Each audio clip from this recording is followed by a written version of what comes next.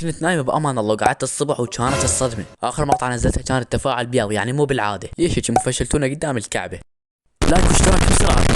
هاي اليوم فكرة المقطع عن دوام الصبح. اويلي يابا شلون طريقة عمل صبح حياة الله. عزيزي المشاهد، اذا انت تتشاش فالدوام الصبح بالنسبة لك زلاطة. موضوع الفيديو اليوم عن الطلاب اللي نومتهم نومة اهل الكهف. جيب مشروبك المفضل وتعال خلينا نحكي.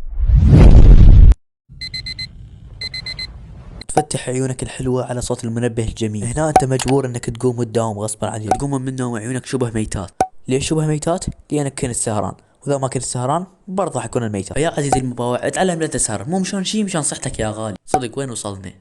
هاي تذكرت تقعد في الصباح الجميل تشرب شاي وفجأة تحس ببرد يقصص يديك. ليش انت عبالك الدوام الصبحي بس قاعد من الغبشة؟ لا حبيبي، ترى الدوام بالشتاء. بس لا تخاف، انا عندي لك حل.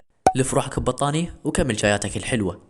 هسه تقول لي تعال اوقف وين رحت؟ زين نروح المدرسة شلون؟ الجواب جدا سهل. لا تروح.